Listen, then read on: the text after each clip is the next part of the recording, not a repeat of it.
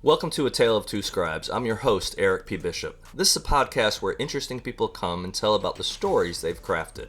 As for myself, I'm an author. I've created novels, short stories, novellas, and even poetry. If you'd like to find out more about what I've done, please go to my website, ericpbishop.com. Thanks, and enjoy the journey. Welcome to another episode of A Tale of Two Scribes. Why I'm dressed this way we'll get to, but first we want to welcome FX Regan to the program. Hey, how are you? Hey, thanks for having me.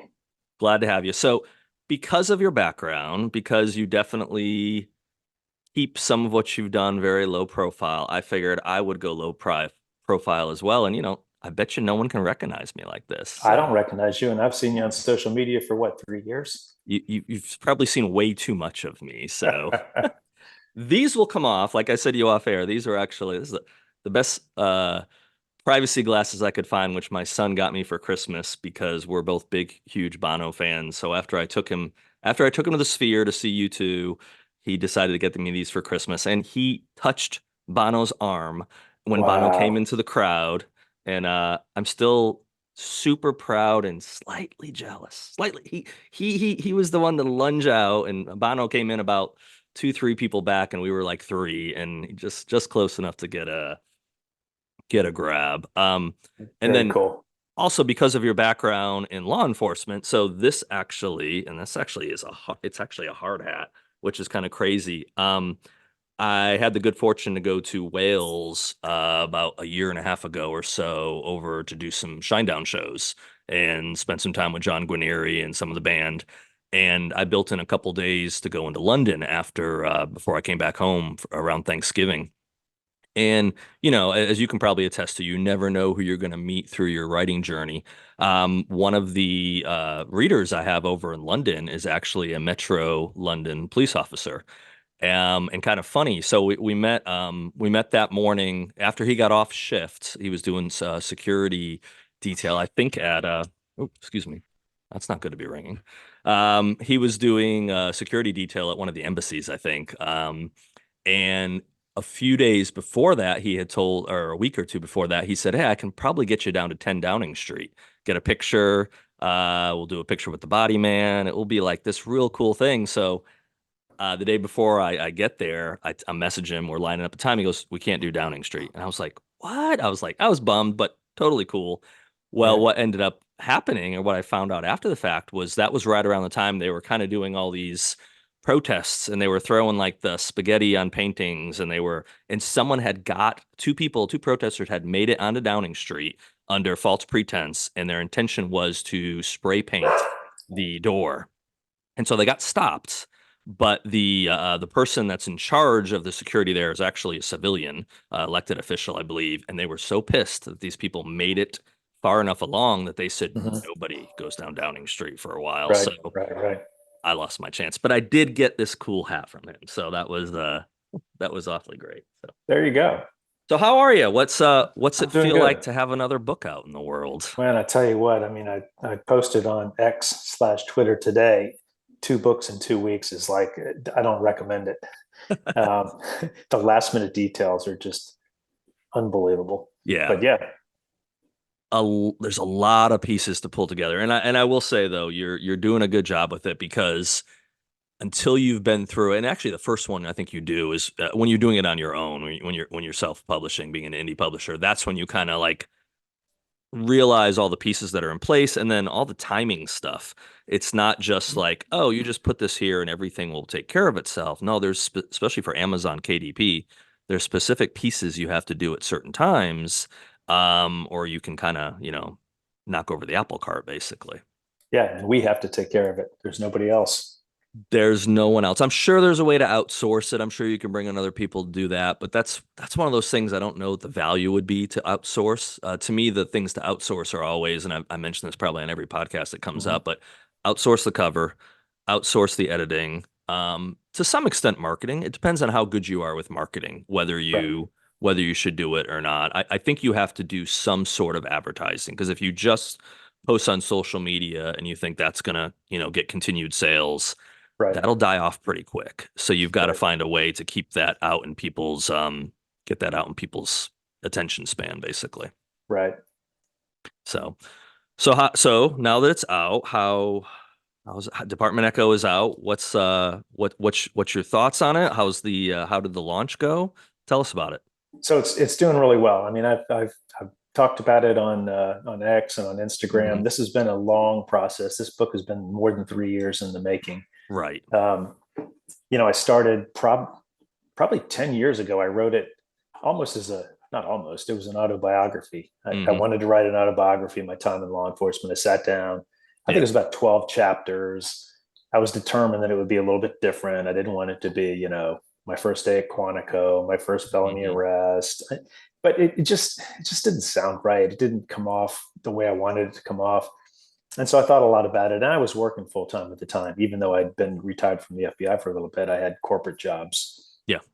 And about 3 years ago, I was with a company that got sold, and so I had some more time on my hands, and I took a look at that old autobiography, and I said, every one of these chapters could be a book in itself. Hmm. And if I fictionalized it, which I'd already done as part of the autobiography, I changed, cops and FBI agents' names. I changed locations, obviously changed some of the bad guys' names. Right. So it wasn't a heck of a lot more to make it just, a novel. And so that's what I Hmm. did. And I started with Department Echo, which was, I think, maybe even chapter one in the autobiography, because it was, Okay. a real event that took place in 1984. I had a really sound recollection of it. Hmm. And so I busted it out into a book and Hmm. made it into Department Echo. And, you know, I wrote it in 6, 8 months, got a developmental letter, got a lot of help from him on that. Hmm. I got follow-up editor, got a lot of help, from him on that. And then I had to submit it to the FBI, and that's where it really got bogged down.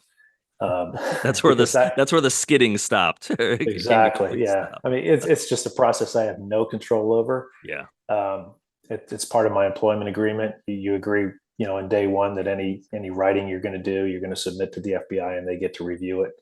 So is Not it just any writing at all, or just if it focuses on the FBI, it has to be things you quote learned as a result of your FBI employment.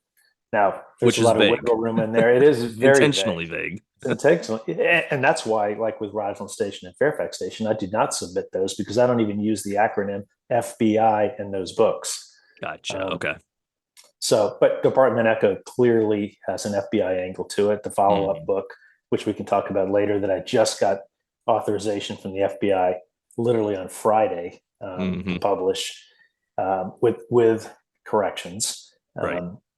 It's just a completely different animal. The second Hmm. book took 7 months. The first book, I think, was about 4.5, 5 months Okay. to get approved. Interesting.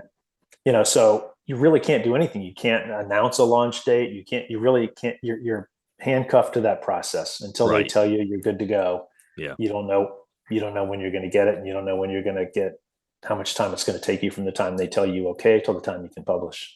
Right. Um, were you were you surprised by some of, like, especially with the second one, the more recent one you got back, were you surprised by some of the things they wanted you to redact, or was it like, oh, okay, there's a logic to that, or was it a Let me go back to the first one, Department okay. Echo, which is out there now. I got an email probably maybe 4 months into the process asking a very specific question. Okay. And the pre-publication review office asked me to provide them additional details as to how I knew what I knew Hmm. about a particular piece of intelligence. And I told them, you're looking at the wrong end of the equation. It had to do with Iranian intelligence. And I said, this is not quoting a US government analysis of Iranian intelligence. It's quoting Iranian intelligence and what they Hmm. said. And it Right. was it was publicly available information. This was in the New York Times, the Washington Post, things like that. So once we got past that hurdle, there Okay. were no redactions. They said you're good to Okay. go, publish it as is. It was Okay. only the second book that had a lot more redactions. Interesting. Yeah. Because I know in just all the interviews I've seen and the interactions I've had, I know Jack Carr had a lot of issues, especially early on with some of the books. And, then they had to make the decision, do you go in and remove that portion? Do you change it to meet their specifications of what can be there? And I like what he did, at least in the first couple, is just blacked it out. And I know he had said in some interviews that I'd seen that everything that was in there was like 100, like there was no secrets. It was all Correct. sourced items that anyone can go find. If you got Google, you can find it. But, in a way, I get it. They also don't like the fact that maybe that's out there. But, he Right. wasn't revealing something that's like, oh, you're going to screw up top secret, access here or anything crazy. So, Right. Well, with the revisions in the book too, the 13 revisions I talk about, none of it is classified. And mhm. I'm careful not to write about classified. I know what is Right. and what's not. I mean, Mhm. you can slip up and actually accidentally put it in there, and that's what the process exists for.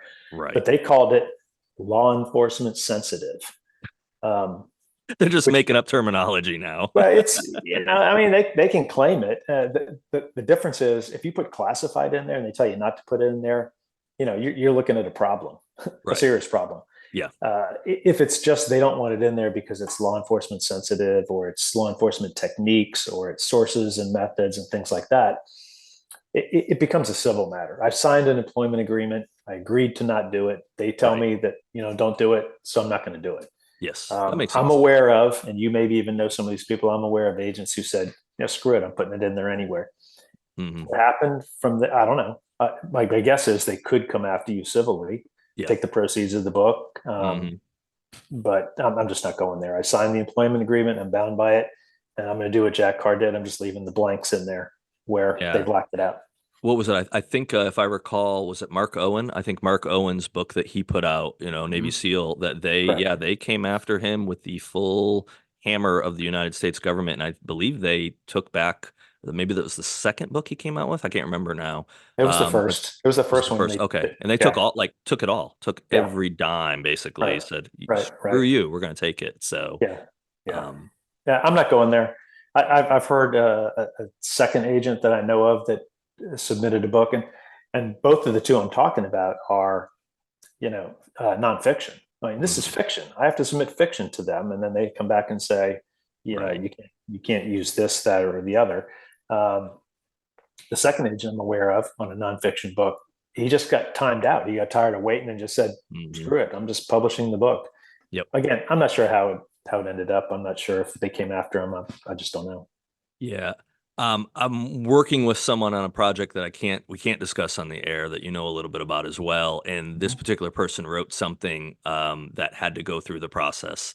And I was just kind of like, wait, what? Based on what we're doing, why would that have to get approved? And they're like, well, we just want to make sure we don't cross any lines. There's nothing in there that remotely could be tied to what their past was. And I was just like, okay, I, I'm glad I don't have to even think through that. I'm Right, just the finance guy that likes to write stories, and I'll get people every now and then be like, "Seriously, with some of the things you're writing about, you've got to have some insight." And I'm just like, "Well, I might get stuff right, but no, I've never been in any capacity to have access to any of that.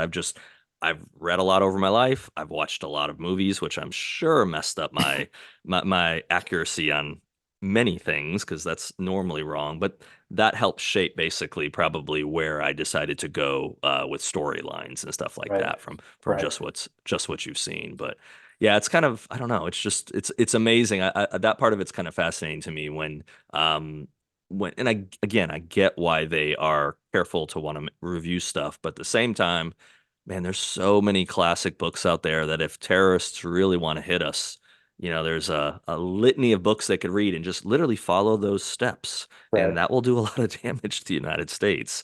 So, Well, I've posted on social media in the last couple of days the things they blacked out. A freshman creative writing student could have come up with what right. I was talking about. This is not anything that took 25 years experience in the FBI to think of. It's just Yes, not. absolutely. Um, let's pivot for a second and let's talk Yeah, about before we get to why you dived into writing. Let's talk a little bit about your background, what yeah, you're willing to talk about. But did you start with law enforcement as a police officer? Was that the first foray career yeah. wise? Yeah, I was 21 years old right out of college. I literally Okay. had a week between the time I graduated and the time I put on my first uniform. And I told this story a couple weeks ago. It would never happen today, but in Northern Virginia, I don't identify the department. People could figure it out if they tried. Hmm. Um, but in Northern Virginia at the time, it's probably like that now. It was competitive to get hired, Yeah. but the departments were competitive too. And Okay. if they thought you were, looking at another department, they would try and lock you in. So Hmm. I got a letter from the chief of one department, and they told me to report on June 1st of such and such a year. And I reported on day one, got sworn in. Day two, went to the range for 2 days. Day four, reported to midnight section in uniform and was riding with an FTO. No academy, no driving instruction, nothing. Nothing. Yeah. I did that for almost 2 months because they wanted to lock me in that I didn't go to another department. They Wow. were all doing that. It wasn't just me. Yeah. So I literally rode around with a field training officer, and even though I wasn't supposed to drive, uh, probably by I don't know 3 hours into the second shift, she was like, "Hey, can you drive for a while?" And I need a break. I'm like, "Yeah, but I haven't been to driver training." She's, "Well, don't do anything stupid." Um, so that was kind of interesting to literally be out there on the streets with a badge and a gun and not even been to the academy. Now that would never fly today. And this was a big department, modern, Right. very well-heeled department with resources and everything. But again, they're just trying to get people in the door and not have them go to another department. Not yeah, and Yeah, not have someone steal them away yeah, first. So, yeah. and how, Go go ahead. ahead. Sorry. I was going to say I did that. I think I anticipate your next question. I did that for about 5 years before I Okay. went Fed. Yeah, Okay. yeah. I learned a lot. I mean, when you're a 21-year-old kid out there, the amygdala is not even fully developed, and you're out doing like crazy stuff on the streets Hmm. of a major metropolitan area. You just learn a lot fast. I probably learned more in those 5 years than I did in the 25 years that followed. Sure. 100%. Feds. Yeah. What's your take? I know that was obviously was a while back that you were doing that. You did it for 5 years, but obviously the world's changed. Processes have changed, procedures and everything. But how do you see it now for people that are looking into like law enforcement? Because I looked at it 20 years ago now, more than 20 years ago. I was thinking, yeah, maybe I'll go into law enforcement. And I think when I even started college, uh, they had me down and like it was a smaller college, and they had me down to the program. It was like, well, you're in for law enforcement. I was like, whoa, wait, is that what I signed up for? No, no, no, no. I'm doing business. I want to do business. Yeah. I don't want to deal with that. But from your perspective, how has it changed? And is it almost, I don't know, my outside sort or take on it is I would be really concerned with like my son wanting to join a police force, just not so much the aspect of serving, but the aspect of people just don't give a damn. And there's so little respect, I think, for that type of Right. a position now. Right. Yeah, I'm really conflicted on that because instinctively I want to say what you said. Don't encourage your kids to do this. Hmm. Cops are not respected. The city or the county doesn't have your back. Right. Why do you want to do this? Make one mistake in your life, you're screwed. Hmm. But on the other hand, we need good people to do this job. Um, Yes. when you pick up the phone and dial 911, you need somebody that is well educated, well trained, ready to do the job, showing up. We just need, we can't relegate this to second tier. No, I So agree. I'm very conflicted about that. I get it why people don't want to do it. I get it why people tell their kids not to do it.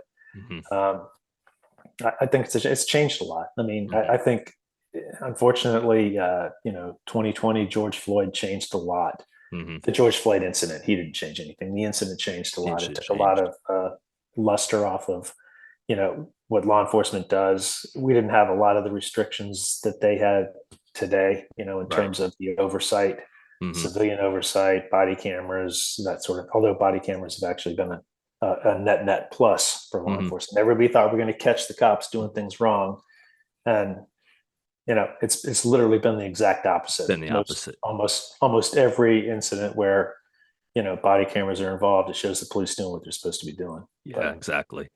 yeah, Well, and it's funny you bring up body cameras because I know it's a silly analogy in a way, but I was down in Pinehurst golfing with friends back in May, and I think it was our second day we were there. We enjoyed the night before, so a little groggy when you wake up. I walk out of the yep. bedroom, and the three of the guys are sitting in the great room watching TV, and they're like, dude, Scotty Scheffler just got arrested. And I was just like, that's the dumbest joke in the world. I mean, he's probably at church right now. I mean, Scotty Scheffler is like the most, at least what you can tell, the most straight. And so, of course, I sit down, they start talking about it. And then, before long, when you say cameras, no body cameras on. So then it started this whole thing of like, well, what really happened? Because it's like, and just, I think those are a game changer for law enforcement now that they have that proof that, hey, no, he really punched me, or he really drew a weapon, and I defended myself, or whatever scenario happens, that having that evidence, I think it's a game changer. No, it is. It is for sure. Yeah. Um, so 5 years in a police force we're not going to mention, and then what was the crux of what made you want to go Fed? What happened So Northern Virginia with is like a recruiting training ground for the that? feds because 90% of the you're feds, literally right basically. across the river from Right. the center of government. The same thing for Maryland on the other side. Hmm. So an awful lot of federal agents come Yes. from Northern Virginia, the whole metro area there, just because you're close. You don't have to move. You're right there. Hmm. In another little talked about scenario, I applied to the FBI. They were in a hiring freeze at the time. Okay. And for a very short period of time, which is why I don't talk about it a lot, 18 months, right around 18 months, I was hired by diplomatic security at the US Oh, State interesting. Department, which Okay. is a fascinating job. Hmm. I tell everybody that'll listen to me, pound for pound, DSS agents get involved in more shit than any other federal agents. I have heard And that. it's true. It's Yeah. true because they're not a lot of them. They're spread thin. They're all over Hmm. the world. Yeah. The responsibilities they have. Um, so I'm doing my thing in diplomatic security, looking at deploying overseas for 5 year assignments at a time, which is a challenge. I mean, they send you to Hmm. someplace nice for 2 years, someplace crummy for 2 years, and someplace nice for 3 years back to back. At least back then, Okay. you're looking at being deployed for 5 years at a time with your family, Yeah. unless you're at a really crappy place, in which case, your kids might go to school in Switzerland or France and you're in Ouagadougou doing what you need to do. Hmm. Um, I'm doing my thing in diplomatic security, and the FBI calls me back and says, "Okay, we're hiring again. Are you interested?" And I'm like, "Oh, I really need to probably jump on this." Wow. So I did. So I They literally did. went from diplomatic security to the FBI. Yeah, Okay. Yeah. I have a friend that just, I guess it's been about 2 years now. He was one of the people that went to the US Open with me several weeks back. And so after retiring SF, like a lot of them, he took contract work. And so he actually, I literally texted him today because something occurred, and I thought, oh, I got to let him know. And he replied back and he said, by the way, I just took a 30-day contract, so I won't be around for, okay. And he doesn't live near me, but every yeah, blue moon we'll get together, connect. And, but yeah, it's been interesting because, we've been friends for 28 years now, long time, very long time, went to college yeah. together. And, he's never, I find out where he is after the fact, or a lot of times he'll take like, one of my challenge coins that I've given him, or one of the books, and he'll take pictures and he'll text them to me like right when he's getting ready to come back, or when he's on the plane or whatever. Hey, I was here. Because Right, when he's getting ready to go, it's always, I'm going to Antarctica to take care of the the penguins, or the North Pole to take care of the polar bears. And I'm like, right, hey, just be safe. Don't do anything too stupid. And then my kids will always ask like, where's Uncle Andrew? And I'm like, he no idea. They're like, he had to have told you. And I'm like, he signed like 7 NDAs. No, he didn't tell me where he is. I'll find out right, later. right.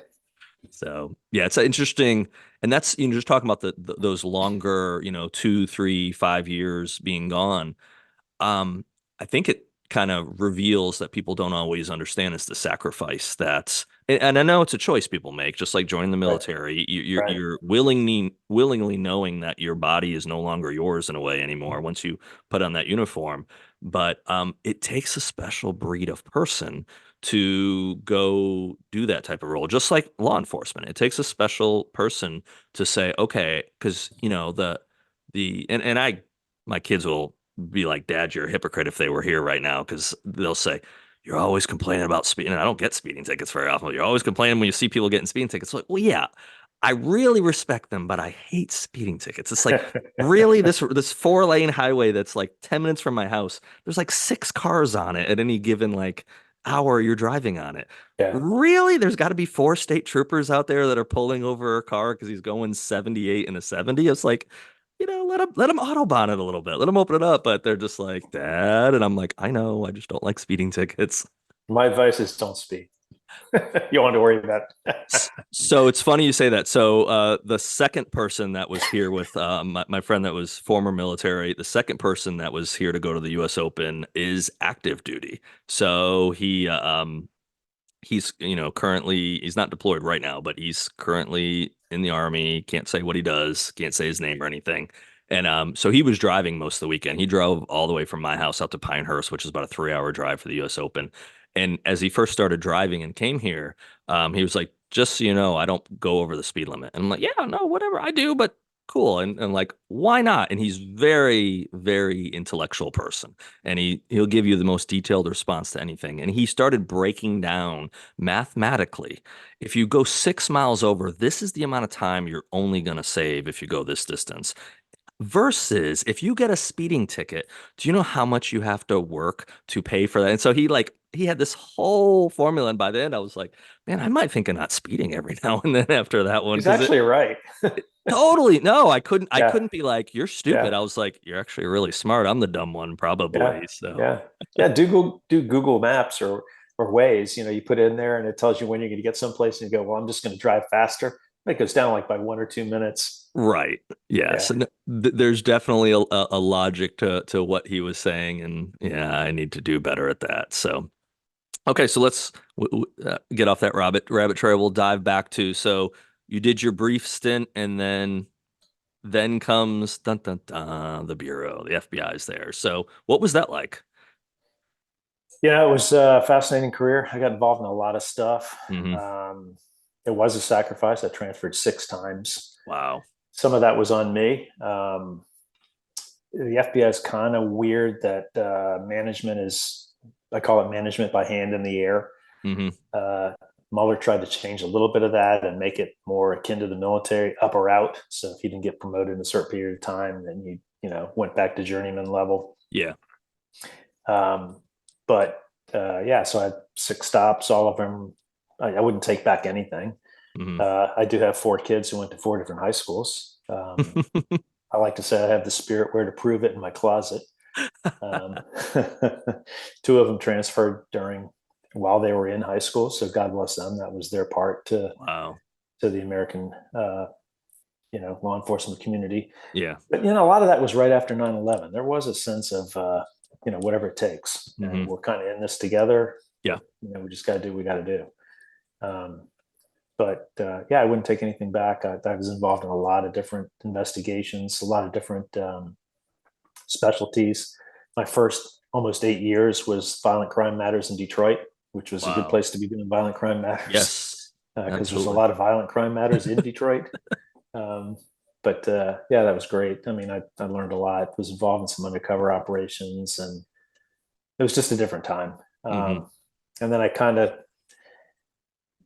way before 9/11, it was actually like 1995, I moved over into the terrorism arena. My first Okay. headquarters assignment as a supervisor, I was in international terrorism. Hmm. Did that for 3 years, and I was a field supervisor. Then I was an assistant special agent in charge. Wow. I was assigned to the White House for almost 2 years Okay. on the National Security Council. That was a fascinating Hmm. master's degree in how government really works. Right.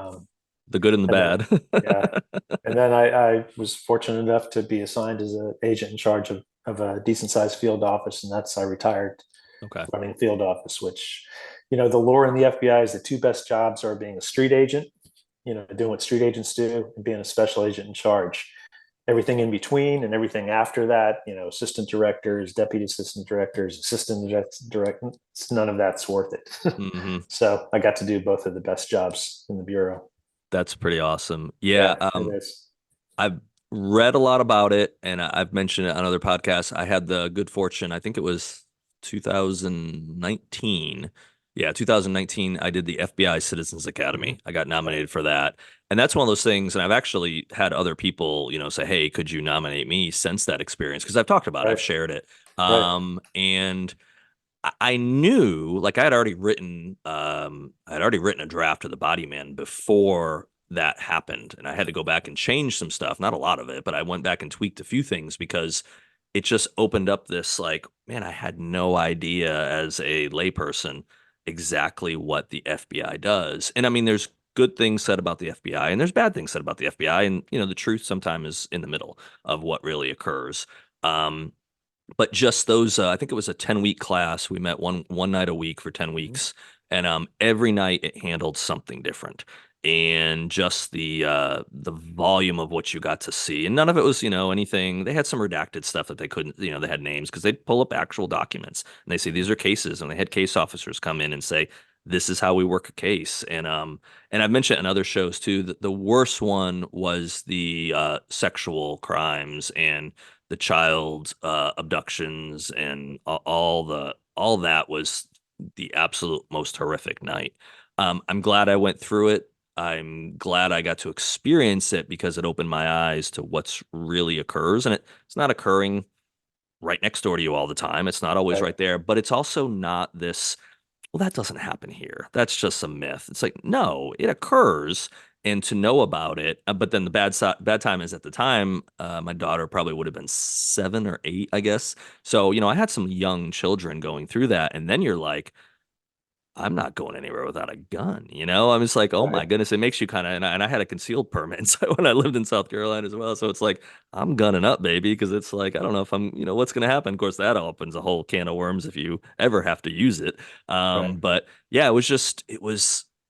it was mind-boggling what actually occurs out there. And then even like one of the things I remember they talked about that stuck with me because I'm a little bit closer to Charlotte. At the time, I was closer to Greenville than I was Charlotte, Greenville, South Mhm. Carolina. But Atlanta's like 2 hours and 45 minutes down the road, 3 hours. The airport's definitely 3 hours.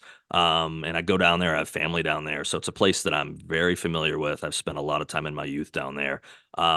That's one of like the hubs for the human trafficking. And I had no idea until the FBI started talking about it. And because I was like, yeah, where's this stuff really occur? And they're like, the first when they brought it up that night, they're like, Atlanta. And you're like, no, wait, really? And so they started breaking out the statistics, and I was just like, wow, that's scary. Yeah, I mean, big town, Atlanta, place like that, they have a little bit of everything. Yeah, yeah. So, but again, it it definitely created a lot of fodder for future novels. So we've got you through the FBI, and you retired out of the FBI, I take it? I did, Okay. yeah. Um, what's the next what's the next iteration of what you're doing at that point? Because Okay. you're not published, you're not writing it, right? No, not Or not? yet. Okay. Actually, shortly thereafter is when I kind of sat down in between gigs and penned that autobiography that went nowhere. Okay. Yeah. And you'll hate me for this. I spent a little more than, I don't know, probably about 18 months when I first retired. I was a subcontractor to the PGA Tour. So I was out there doing PGA Tour security. I love it. I don't hate How you. I was much do like, you hate me? no, I think that's awesome. Yeah, it was So I it wish was I had fun. known you back then. Maybe I'd be like, Yeah, FX, yeah, man, you get me some yeah, passes. The yeah. Hook me up, US Open man. tickets are expensive, baby. Yeah. So the U.S. Open was not one of our things because that's done by the USGA, not the PGA Tour. Right. Ditto Exactly. the Masters and the PGA. But yeah, it was fun. A Yeah. lot of travel. I mean, Yeah.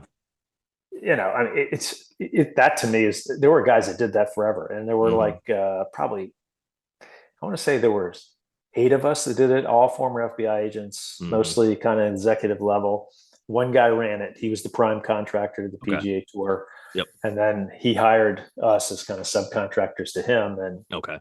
we went out on Monday. You go out to wherever you were going. Hmm. And it wasn't a hard job. Hmm. Uh, you go out there. There was usually a playbook because these tours are usually the same stop every year. It changes a little bit, but Right. the big ones are all the same. Yeah. Quail Hollows every year. Hmm. you know, Just up the uh, road. right, right, right. Hmm. So you just go out there, you pull out the plan from the year before, maybe tweak it, go out Yep. onto the course, hook up with the cops, with the EMS, figure out what the plans are, emergency Hmm. procedures, meet with the players, and then Thursday you're off. On the course, Hmm. just making sure everybody's okay. And Yeah. it was a fun job. So I did that for a little more than a year and a half, I think. Okay. Well, on the PGA Tour, when you talk about fans and stuff, I know there was just an incident at the Travelers Championship up in Connecticut, last It's weekend funny. or whatever, which Yeah, is that's my hometown actually. So when as a yeah. kid, it used to be the Greater Hartford Hartford Open. Open. Right, right. Yeah. So as a kid, my parents worked for the phone company at the time. They both did. And the phone company volunteered, I think it was hole 10, 11, and 12, or it was on the back nine. So during the tournament weeks, they'd be there for all week or several days. And so Right. I was, a kid. And back then you let your kids actually roam without, Life 360 and all the other crap we've got now, which is somewhat good and somewhat really bad. Um, Right. I would just walk around the golf tournament all day. And I met like Paul Azinger, when John Daly came through, that's when it was like, this is going to be a party. This is going to be fun because JD Right. would come out. Years later, I went to the Masters and he was standing outside of Hooters signing stuff. And we pulled in the parking lot. And then we found and I went to get out and they said I believe they said it was like $20 or $30 per autograph, and they wouldn't. I don't think he would personalize it. Whatever the rules were, we're like, there's like four of us. We're like, yeah, screw that. We got back in the car, and then we proceeded to pull back onto Washington Street, Washington Ave, whatever, towards the Masters, and we just yelled out the window, JD. We just screamed at him, and he's probably like Yeah. Yeah. doesn't hear those terms anymore. So, but no, it's a great time going to tournaments back then and kind of, and it was also a little different. You didn't have the security apparatuses you have now. I mean, I was telling someone about it recently that I tried to get my kids. I took the kids back in spring to Washington, and I had lined up some tours ahead of time. And I have a few connections, so I reached out to a few Secret Service connections saying, "Hey, can we get?" Because the congressman shot me down. They couldn't get me tickets for the White House. I've Hmm. been in 3 times, but I've done the basic regular person tour 3 times, which is still awesome because it's the White House. But it's the same thing each time, or at least it used to be. So it didn't, Right. they didn't Right. go, you're gonna see the Oval today. You didn't get to see the basement where the bodies are stuffed. You're like, yes. Yeah. But the congressman shot me down. No, it's really hard to get tickets. We don't have any available. So then I reached out to a couple of my contacts and I couldn't get in. So I was just kind of like, and when I was a kid and you could go stand, I think it was the East Entrance or East Gate. You could go stand in line those mornings and you could just get admitted as long as, there wasn't too many people. Yeah, you can go Right. do a tour. And now, I mean, you background check, you basically, almost plastic glove on before you're getting to Yeah. walk into the people's house. So it's changed. And I'm sure you being with what you did and where you lived and your different locations, I'm sure you saw the apparatus completely change. Well, that was one of the coolest parts of being on the NSC was you could do as many tours as you wanted. Personal, yeah, you didn't need anybody else to bring you. You just went with your pass. Yeah. And the only rules were that the president and the first lady weren't there, Okay. being like in the Oval. They could be upstairs, but they couldn't be downstairs in the West Wing. Gotcha. Brought my kids there. They all took pictures outside of the West Wing. They stood at the podium where the spokesperson gives the Yep. speech and all that. It The, was the, very the, cool. the pool underneath them, which is Exactly. fortunately Exactly. dry. Yeah, and this So was when it was older before they fixed it up. So I mean, it's a little better now, but it's still a very small room. But yeah, that was yeah, very cool. Very cool. the people I know that have worked there and that I've become friends with, they're like, yeah, and I'm like, well, I remember seeing it. I remember it was been a while since the last time I went, but I'd been 3 times within like a 15-year period, and they're like, it's kind of like a not a letdown, but the historical nature is awesome. But once you're there and you're there for a little bit, you kind of like it's kind of small. It's kind of old. Everything's smaller than it is in TV and the movies. Yeah. Right, Yeah. exactly. So, but this is such amazing experience. I'm sure you've interacted or know Steve Stratton. Yep. Um, Hmm. so Steve and I have conversed quite a lot over the years. We had the same publisher for a while, so we were Right. constantly talking. And so Right. he was kind of telling old war stories, and he had a story about being out. I think he was in Vail or Aspen, wherever, and he got to make a drink for the president. The president's like, Wow. "Hey, Steve, mix up whatever it was," and Gin and tonic, Steve. I was like, that's pretty cool. And then Yeah. I met President Ford out in Palm Springs at the Bob Hope Invitational Tournament. So I was like 16 years old, and President Ford was on whatever tee box, and my uncle Elmer, who's since passed away, he knew President Ford. He, was out he had a place in Palm Springs. He was there every year. Ford was out there. I think had a place Mhm. too. So I was like, oh, it's President Ford. He's like, you want to meet him? It's like, of course I want to meet him. So we go up there. I don't know what's going to happen. He, not exaggerating this either. He walks right up, slaps President Ford on the back of the shoulder, and just says, "Hey, Jerry." And President Ford turns around, meets him, and I'm like waiting for the Secret Service agents to draw or to shoot one of us or take us down, and they kind of look, okay, it's good, everything's safe, and So it's like, okay, I got to meet him. Of course, that was before cell phones. That was, I didn't get his signature. I didn't get his autograph. I didn't even think about Right. it. Right. And it's just kind of like, I've told the kids a few times, well, I've met a president. They're like, where's the picture? And I was like, I didn't have any pictures of it. It was like 1994, or three, whatever Right. it was. It Right. was a long time ago. That was black and white TV, and the old type of, not really. You're exaggerating. I know, very much so. Okay, so we're at the spot now where we've ran around with all we've guarded Tiger Woods and Phil Mickelson and all the big Yep. dogs, and Yep. then now are we at the writing time of life? Almost. I had a couple Almost. corporate gigs after that, but I mean, they were great jobs. Had a lot of When did you do the PI responsibility. stuff? When were you PI? Was that at that point So, too?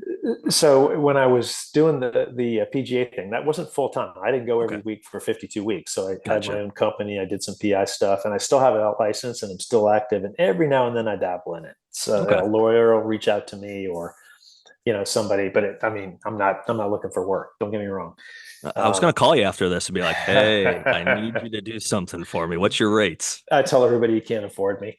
I guarantee you, I can't afford you. I write for as a part-time job. Yeah, I there you go. guarantee I can't. There you go.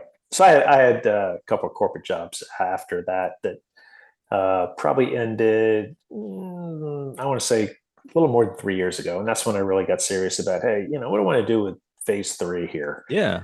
And again, pulled out that old manuscript that I had worked on Mhm. probably 10 years earlier. Thought about making some of these chapters into novels, and Mhm. the rest is history.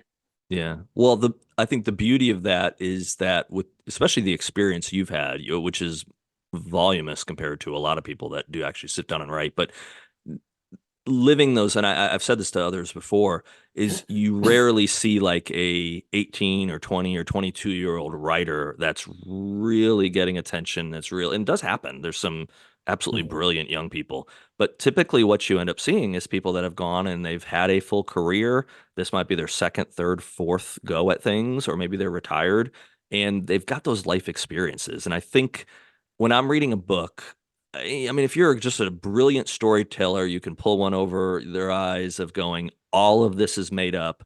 That definitely happens. But I think a lot of times when you're writing or when you're reading someone's book, you can be like, I think this is based on something that's real, or maybe not their story, maybe someone else's story. And I Mhm. think that authenticity really does bleed out of the pages. So the two books you have there behind you, Yes, sir. One on Rosin each side. Station, right? You Uh, sent me that one, so that I one's know. actually signed. That Yeah, one Amazon delivered the other day, you so got a signed edition to that one coming with the coin and with the bookmark. I'm Um, honored. I will give that one. I will do a contest and give that one away then because I don't need two Perfect. books. That'd be great. But those two books, the one that just got approved by the Bureau, it's called Zulu Center. That'll Hmm. be coming out. I can't, I don't know when exactly that'll come out. There's some tweaks to do with that thing. Yeah, absolutely. Stay tuned for details. Stay tuned. I And like it. then Fairfax Station, which comes out next week, believe it or not, 7/9. That's why I said I would never do this again, even if I thought I could pull it off doing two Right. two books in 2 weeks. 90% of the scenes in there. And one of these days, I'll get to it. One of these days, I'll go through and in detail tell you exactly what's 100% accurate and what Hmm. I just made up.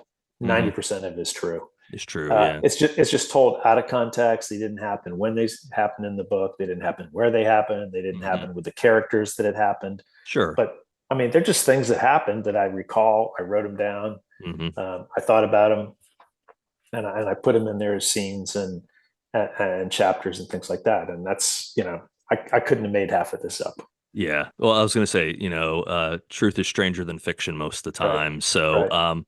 yeah, and I think I had even messaged you, or maybe put it on social media. Probably social media. I don't think I had your phone number at the time, but when I had the kids back in March and we were going through Roslyn Station, I was Mm-hmm. like, I even said to my kids, "Hey, hey, I've read a book that's based Yeah. here. I know someone Right. that's writing a book." And of course, my kids they're so over. Anytime I bring up writing stuff or like even the podcast, I'm like, you know who I had on the podcast, and they're just like, whatever. The Yeah. only thing that excites my kids is if I say something like, "Hey, I texted Eric Bass today," but then because my son is such a mass, he loves Eric, and Eric's been so generous to my son. But Right. Right. typically, what I get on the backside of that is, "You're not going to see him without me," and it's like, Right, right. Well, I might actually go down and golf with him. He's like, you're taking me. I said, well, I'll probably do it on a weekend. I don't have custody because I mean, I'm not, what, I'm gonna go play, down in, down on a course that I'm not gonna take you to. But yeah, Right. that's the only one that excites him. Everyone else is just, and he thinks Jack Carr is really cool. At least he did. He hasn't mentioned it Everybody yet. thinks Jack Carr is cool. Well, he is cool. Yeah, absolutely. But Yeah, yeah,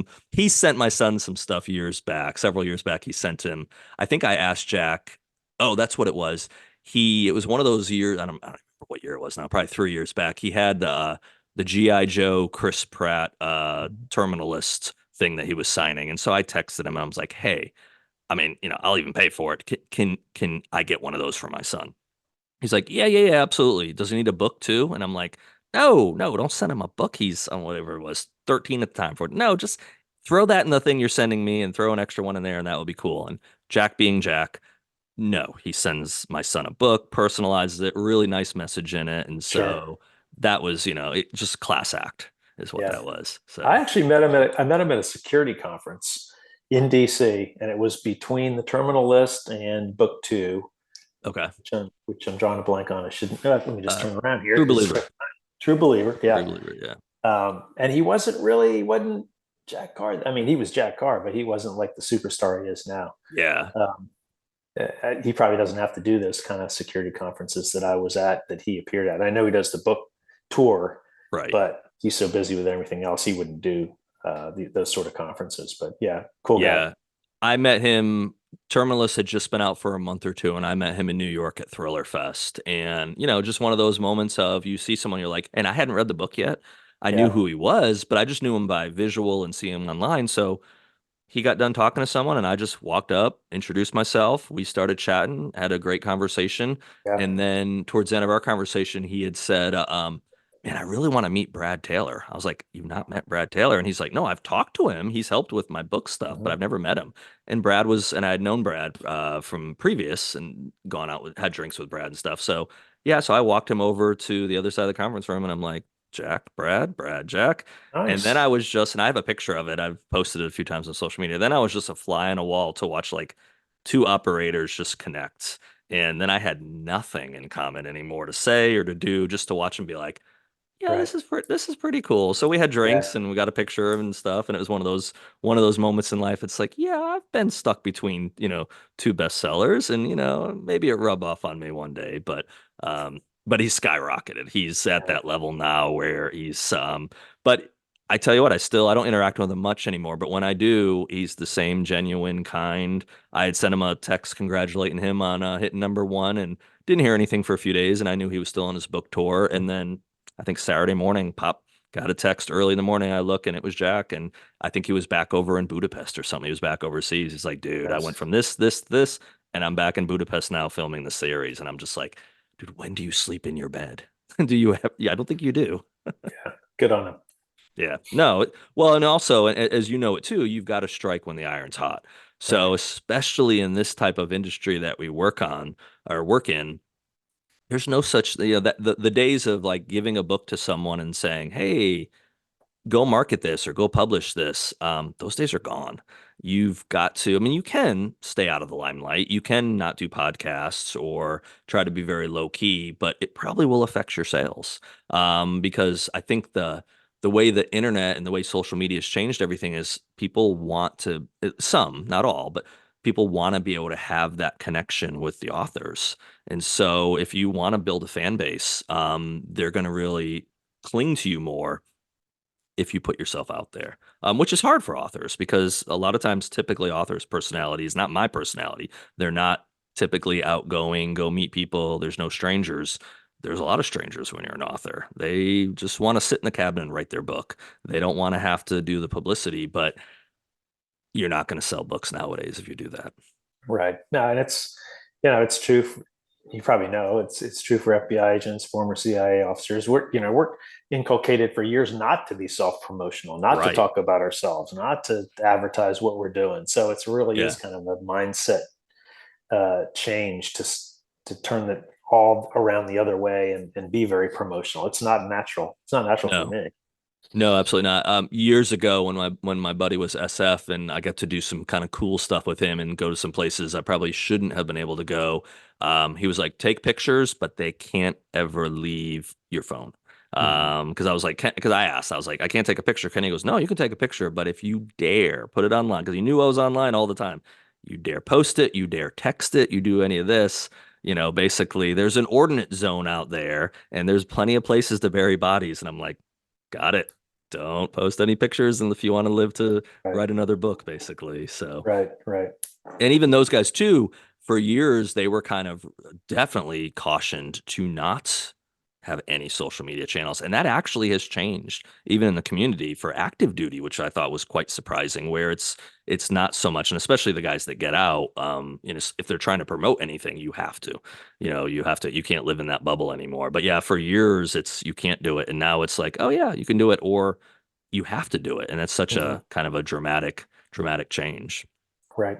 So, let's also talk about because the other thing I think you've done that I think is fascinating. I've dabbled in it a little bit. I probably won't do much of it going forward, but you've actually gotten to the world of novellas. Yeah. So, kind of how's that experience been, and is that something you might stick with, or kind of like you tried it and you're gonna stick with main novels, or back and forth?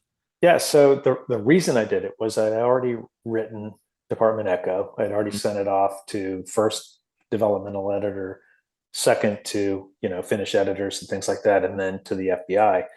And I had like a huge gap of time and I didn't want to not do anything. Right. So I decided to write these novellas and I started with I call it the project series, Area 51 project Hmm. series. It was just kind of fun to do it at the time. I just finished reading Annie Jacobson's book about Area 51, and it was really fascinating. And I had thought Okay. about doing a full length CJ Hawk, who's my protagonist in Department Echo and Zulu Center. Mm-hmm. I thought about doing a full length with him. And I thought, you know what? Let me just goof around with this Hmm. novella thing, 33, 40,000 words, see what it looks like, just keep my chops working while I Yeah. wait for this book to come back from the FBI. And so I wrote that first one called Project Sapphire. Right. And it was fun. And, I did a little bit of research, about Area 51. I'd already had a lot of research just from Annie Jacobson's book, but I did even more Hmm. on Roswell and some of Yep. these other things. And it was a lot of fun. And so I cranked that thing out. I thought, well, I was practicing. I was Hmm. finding, I was honing my craft. Yep.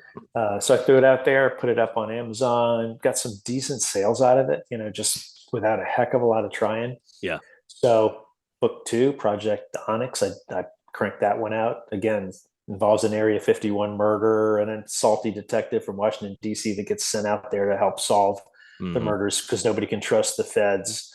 Right. You want to keep it quiet. And so I did book two, then I did book three, Lunar Dust. I had to do a little bit with Apollo 11. Hmm. Very cool. And in fact, Rosalind Station started out as a novella. It was Okay. about a 40,000 word novella. I sent it off to a couple first readers. They really liked it. I was going to publish it as a novella. I still had time while I'm waiting for this book to come back from the FBI. I had already written book two in the CJ Hawk series. Hmm. It was with a developmental letter, not back at the FBI yet. And so, again, more time on my hands. So I busted out Rosalind Station from about a 40,000 word novella and Yep. made it into a full length novel. So that was kind of my history with novella. Okay. I've promised readers that I'll do a book four, Project Hmm. Gemstone. I think I wrote the first three chapters. I know how it ends. Hmm. It ties in the Watergate break-in and how Nice. there's a little bit of a Area 51 angle to the Watergate break-in. So you're gonna Huh. have to stand by for how that goes. There's actually people know G. Gordon Liddy, the G Man, Hmm. Oh former yeah. FBI agent, had everything to do with Watergate, and he factors into this book a lot. And I let's just put Interesting. it this way: I worked with people who worked with G. Gordon Liddy was an FBI agent, and he was Okay. everything the character you'd heard he was and Uh-huh. expected him to be. So that was kind of where I wanted to tie in Project Gemstone, which was literally not a spoiler alert here, but the name of the Watergate break-in was at Liddy's instigation.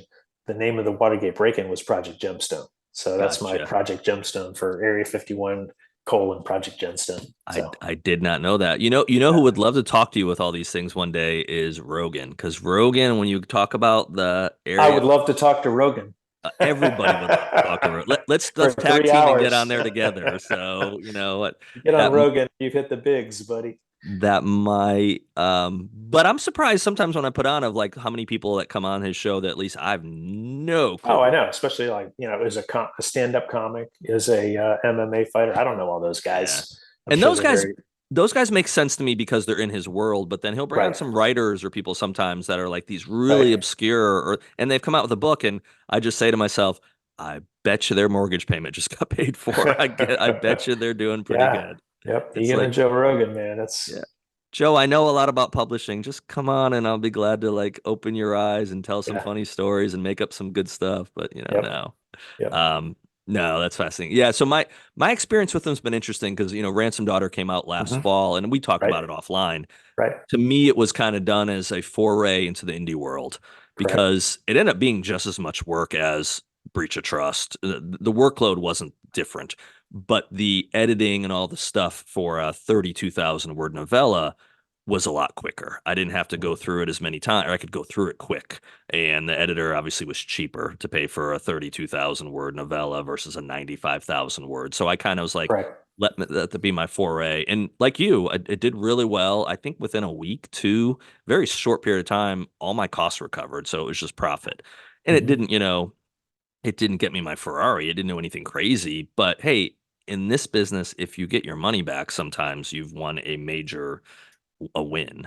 So I And was it's very out pleased with. there, right? It's out there, and the longer you have these things, that this is a long tail business. Yeah, So I I continue to get sales from the very first one. That's my best selling book so far, was the yep, first novella, just because it's absolutely. been out there the longest. Right, exactly. So, well, with Breach of Trust for me coming out on the 18th, I didn't look at sales numbers until this past Saturday, so the 29th. I was going to wait until the 30th. And the only reason I even looked at them, because I don't want those things to cloud my head early on, is I'm paying for marketing.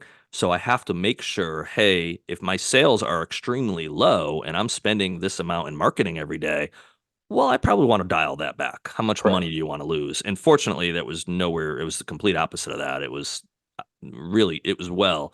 But I looked at the numbers and, I mainly looked at Breach of Trust. Well, because Breach of Trust was out, I was getting quite a lot of reads and still am today for The Body Man. Hmm. So The Body Man sold really well, better than some months I had after publication. So, but the other thing that's really interesting, I think yours are on it too, is what I saw in June really take a dramatic uptick was Kindle Unlimited for me. Right. Kindle Right. Unlimited just like skyrocketed, and I was going to put a post out today. I just hadn't got to it, so maybe I'll put it tomorrow. I think now my first Kindle Unlimited was The Body Man. I put it up under which David Darling, fellow author, had kind of really suggested I do that, and I owe him the thanks. Hmm. He'll get a thanks in the post when I put it out there. But I think I started with the Body Man in mid-January, and now I hadn't looked at it in a little while. Now through the end of June, I'm at something like it's over 500,000 page reads. I don't know if it's That's amazing. 530, 540,000. And Very that cool. if you take the pages that are in your book, you can come up with a guesstimate of how many book reads that is, even though maybe Correct. someone read 10 pages and they dumped it, maybe someone read all of it. But Right. yeah, it's something like what's it, 20, 27, 20 something hundred, 2000 or 1800 book reads or whatever. Whatever it was like, man, that's awesome. That's so cool to know that many people have seen, Correct. either the Body Man or now they're seeing Breach of Trust. And Breach of Trust and Body Man in June were kind of neck and neck, and Breach of Trust only came out in the 18th. So yeah, but like you were saying, those will keep going. And all that I was starting to get to was Ransom Daughter had upticks. It sold books this month. It had page reads. And so it's like, cool, that's still finding a home, which, we put these stories out there and, you kind of, you hope and pray, hey, I hope somebody wants to read this. You put your heart and soul really in these stories and you want there to be, you want there to be that, not that you need the validation, but you hope it resonates with readers. Right. It's And definitely. you've probably heard this in many, many podcasts I have. It's such a competition for our time now. I mean, it's not like Yeah. 30 years ago where, you know, people carried a book everywhere. Now they carry their phone everywhere and they look at YouTube videos and Right. TikTok and Netflix and Amazon. It's tough. We Yeah. really are in a marketplace of trying to get eyeballs. Yeah, well, we live in the digital age. Mhm. I was actually working on one of my next books the other night, and I made a reference to, kind of what things were like before versus now, the digital age, how life has changed. I did a podcast the other day with the gentleman who does my editing, who's a very successful writer himself, and we were just having a full-on conversation. He sold an amazing amount of books in the past 10 years, and we were kind of discussing that. And I said to him, we were talking about ebooks, and I said, well, I think, if I look at my yearly numbers, I'm somewhere in the neighborhood of around 70% of my sales, not including Kindle Unlimited, but of books that sell, like 70% of them are ebooks. And he said, Eric, mine's 97%. He said Wow. that is like the vast majority. He goes, I do sell, and he's sold again, vast amount of books, but majority of them. And I think he came in the early 2010, 2014 range where really Kindle, I think, started in 2006, 7, somewhere in that time Hmm. frame, where he kind of got in early on that, where that was what the push was. And I've been blessed so far. I've gotten quite a lot of pictures sent to me with breach of trust. More than half of them, if not three-quarters of them, are just people taking a picture of their Kindle reader or ebook or Sure. their phone or whatever. That's how they're reading the book. So you have to adjust. You adjust to, okay, what are readers doing? I love having physical books, but physical books are a small percentage of my sales. They're your power readers because they Yes. read everywhere. They read, on the train, they Right. read at work, at lunchtime, they read at bed when Yep. their spouse doesn't want the light on. Those are the people that are reading a lot. Yeah, So yeah, I agree with you 100%. absolutely. Um, so you've currently got now with when Zulu Center comes out, you'll have two series out. Are we gonna keep? Are we gonna go back and forth and just kind of grow two series, or what's our master plan here, sir? Yeah, I probably have, I don't know, a dozen ideas for both of those series. I don't Good. lack I don't lack ideas. Yeah. I lack time. Yes, we Um, all do. yeah, I don't think I'm going to branch out and do any other series. I am going to continue with the novellas, with the Area 51 project series. So that Hmm. I owe people because I told them I was going to do Project Yeah. Gemstone. So at some point I've got to, after next week, Okay. I've got to crank that out. But yeah, I like those two series. I think I can do more stories in them. I've got additional titles in mind. I've Hmm. started book 3 in the CJ Okay. Hawk FBI thriller series. It's called Washington Field. It's about a real world event that happened that everybody knows about. I won't Hmm. say much more about it, but it's something that happened in 2016. It was a pretty high profile event. Okay. And it same sort of thing, conspiracy. CJ Hawk, former FBI agent, gets hired to figure it all out and does. Yeah. Um, I have an idea for the third book in the Station series, the Hmm. Kiki DS. Yep. McLean Station is the name of the book. It's teased at the end of Fairfax Station. So Hmm. if you read literally the last sentence in Fairfax Station, you'll know that McLean Station is where a very tragic shooting occurs and two police officers are killed at the McLean substation in Fairfax County. Okay. And that's based on a real event. Hmm. I've thought a lot about how to treat that very honorably because two police officers were killed. Yeah. Um, and I'm thinking about it like a prologue to describe the real event that happened and how the book is just fiction. It doesn't Right. even, I try to do honor to what these two officers did. Sure. And I don't think I will be able to, but that's what I have planned for McLean Station. So yeah, that's where we're going. Yeah, that's the interesting, and I've struggled with that myself. One of my earlier books that I'm kind of resurrecting now that I can because I've got the not I don't like the word control, but I have the ability to put out what I want. I don't have to have a rubber stamp from someone else saying, Mm-hmm. no, do this next. So I've got a prequel story for one of my characters in the Omega Group for Troy Evans. And it's hopefully going to come out the end of next year, 2025. It's written, it's been done for a long time, but it needs to be fixed. But when I had written it years back, it was way past 9/11. I mean, that happened so long ago, but it was one of the central things going on in the book was around Building 7, which, in some ways are very controversial, like what really happened there. And there's plenty of things that do make you scratch your head. And so I fictionalized it to use it for my story with Troy. but I always wondered, man, is this gonna like resonate? Are people gonna be like, Right. you're using something that happened to sell books or whatever? And that wasn't my intention. It was just that was a cataclysmic event in human history and American Hmm. history that Hmm. it factored into the story. So that will come out. But I think the way I handled it and what occurred with it, I think people will respect. But you think about that as a writer, is for sure if you're making fiction and facts are blended together. It's like, okay, what can I say? Because I have something I was writing the other night that goes back to the Iran-Iraq conflict.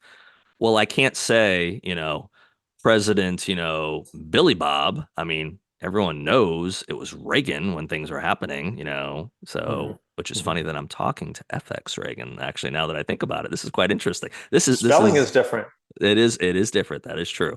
Maybe I'll use your spelling. So no, but it's like, okay, I need to be careful because I can't like throw the Gipper under the bus, but I need to fictionalize this one thing that didn't happen. But there were some facts that did happen like this. So I'm Right. gonna meld them together, but it's like, well, but I also have to be respectful. So you kind of have to put on your cap sometimes and say, what can you get away with without pissing people off or making people go, that didn't happen. It's like, no, it's a fiction story. Of course it didn't Right. happen, but Right. that happened, and I'm jumping off that to make a story. Right. So I So, think it's fun experience. so, so the fourth book, if I get to it, I think I will, after Washington Field and the CJ Hawk series, is tentatively called Lockerbie, and I'll leave you with this. Oh wow. Um, it was I was still in diplomatic security, but I'll have to change it a little bit for the novel Lockerbie Hmm. to make it a prequel for CJ Hawk. And it's a story that people that know me, and it's in some books actually, where in 1985 I went to Lome, Togo, on an assignment with Mm. diplomatic security after the Togolese were calling it an insurrection. It was really kind of an insurrection from neighboring Chad, Okay. where forces came across the border and there was a skirmish and all of that. And they wanted the Togolese wanted to blame it on the Libyans Okay. because back then, 1985, we hated the Libyans, Muammar Hmm. Gaddafi, Reagan, bombing the Libyans and all of that. Right. So I went over there, and as part of my mission, I recovered some evidence, brought it back to the U.S., made its way to the FBI, made its way to the CIA. Flash forward 3 years, and Pan Am 103 happens. Hmm. Flash forward a couple years after the Pan Am 103 incident, well into the investigation, it turns out that one of the timers that was used to blow up Pan Am 103 was identical to one of the timers that I brought back from Lome, Togo. It was a Wow. critical piece of evidence. I ended up testifying both in Scotland and in the Netherlands at the trial of the Yeah. two terrorists. And so I'm going to spin that into a novel about CJ Hawk, and we'll see how that goes. I love it. I love that you have that personal connection to that, and then you Yeah, can fictionalize it, and then right, people, because the cool thing about what you write and what you're putting out there is, yes, it might be fiction, but you are also educating people on how things happen. Because right, I hate to say most people are ignorant. It's not a fair statement, but it's easy to be ignorant. It's easy to right, just not really know how things happen. And so when people like yourself that have that experience fictionalize real events, I think that is good for the average person who probably should know more. Um, I jokingly, it actually aired tonight, and I was watching it right before we came on. I had Eli Cranner on, who's one of my favorite authors. Great good guy. guy. Yeah, I've met him. He's yeah, just that's the person that you want to know. yeah, So amazing. And we were telling stories, and we were talking about Arkansas, and I said to him, and I'd heard it right before we came on, and it wasn't meant as an insult, but it's true. It's like, how many Americans probably don't know where Arkansas is on a map? And I guarantee you the percentage is much higher than most people would probably want to admit of how right, many people right. do not know where a state of the United States is located. It's just like, I don't know. I guess I'm just not like that. I like to know where things are. I like to travel. I like to, Yeah, situational awareness where I'm at, but it's a weird world sometimes. yeah. So let's end like I always end. And if you've seen any, you might know where it's going. If you're not, then I'll throw you the curveball. So you're a writer. You can probably attest that life is really like a book. You're going to have a first page, you're going to have a last page. I hope there's a lot of pages between yours, but none of us know how many pages are there. So you get to write your last page. You're a scribe. What do you want that last page to say? Um, that's a good one.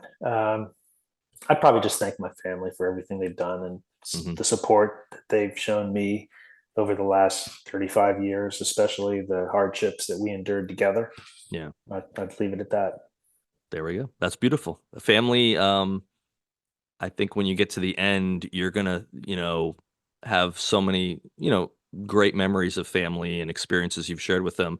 You're not going to be saying, man, I wish I just watched one more television show, or man, I Yeah. wish I watched more like that. No, you're going to wish you had one more moment with your kids or your wife or your parents or whoever's important to you in your life, good friends, if that's what you have. So, yeah, you can't go wrong with thanking family. So, well, thank you for coming on. I've enjoyed our interaction offline, and I plan for us to have more going forward. And one of these days, we'll actually have to, have break bread, and you can tell me some stories you can't tell me on a podcast. 100%. Thanks for having me. Thanks for coming on. Appreciate it. All right.